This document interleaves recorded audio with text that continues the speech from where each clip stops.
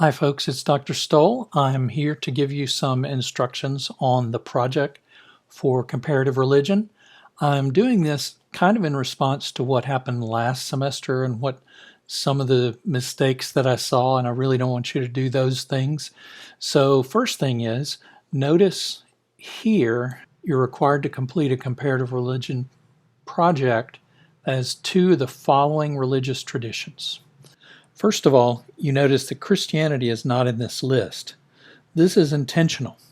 So, unless you are from one of the traditions listed here, you cannot do a survey of Christianity as your comparative religion project. Now, make sure you reference all the material that you use, not only images, but the material itself. If you simply use the textbook, then provide that as a reference. Now, this is the list of facts that you should include about each religion. Let's go down each section. First of all is the origin of the religion, the date, the founder, that sort of thing. You can give that in a paragraph or two paragraphs, but under no circumstances should you do any of these sections, complete any of these sections with simply a listing.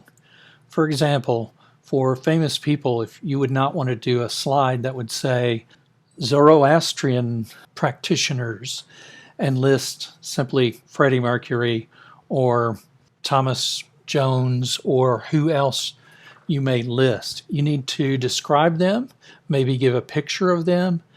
So rather than look at what the minimum you can do here is to try to impress me, because I think for this project, it's based on a 100 scale, but I can give you up to 105 points, okay? Next, let's look at the major events that shape the religion. Each religion has been around for thousands of years, right? So there will be many major events.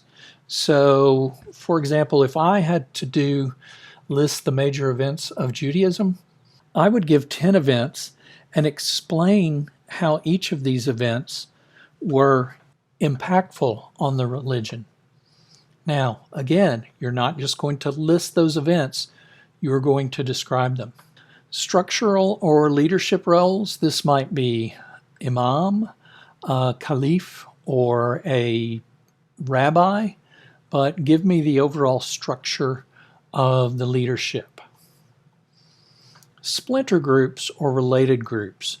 For example, you might list 4 contemporary splinter groups in Judaism, but you need to explain each one of these so that the reader, me, will be able to understand that you know what each of those groups are: conservative, reform, those kinds of groups. Don't just list them. Converts. This can usually be a short paragraph, sometimes as little as 2 sentences, because sometimes it's really easy to become a convert.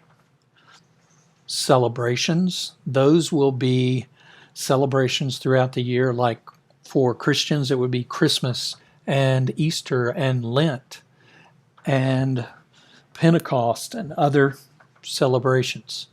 The major beliefs, don't just give me a belief about what they viewed about God, the afterlife, and women. You can give me those, but give me the major beliefs, and this should be a really strong couple of sentences about each one.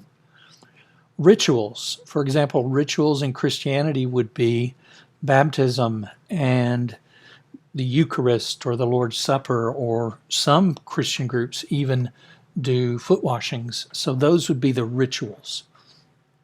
Now the customs might be a little bit different. That's why I had clothing and food.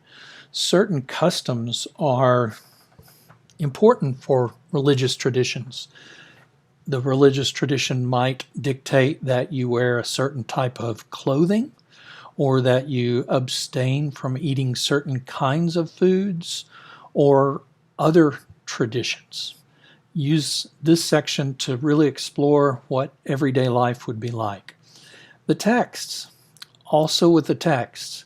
Let's say you were doing Christianity. Don't just say the text of Christianity would be the Holy Bible.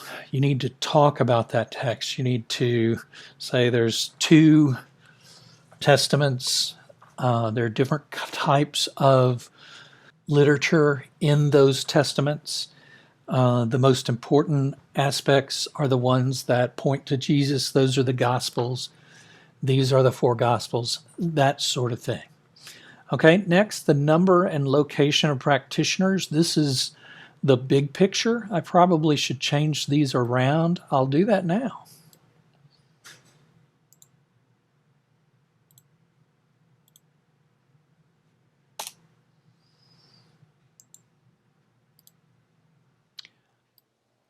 There we go.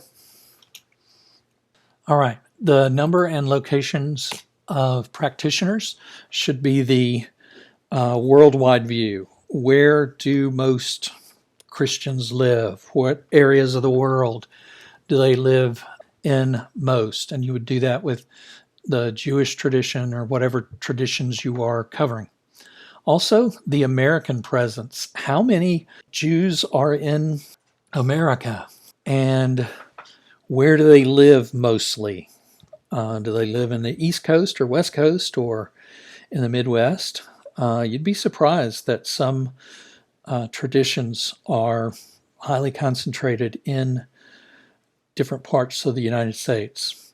Locations in or around New Orleans, this is easy to find. All you really have to do, I think, is do a Google search that says Buddhist temples in New Orleans, and I think it will show you some. So put pictures. Again, you're going to be creative. Put pictures in here, tell their locations, and as much information about each one as you can. Now, for me, one of the important aspects it says will be organization and clarity. An easy way to do that is to design your project with the same flow that this list has. So your first section would be on the origin of the religion, the date, and the founder, right? The second section would be on the major events. The next section would be on structure and leadership. I know this sounds simplistic, but this last semester had to grade quite a few that had these out of order, and it really made making sure every part was complete very difficult. So I hope this helps with your project, and as always, contact me if you have any questions. Thanks a lot.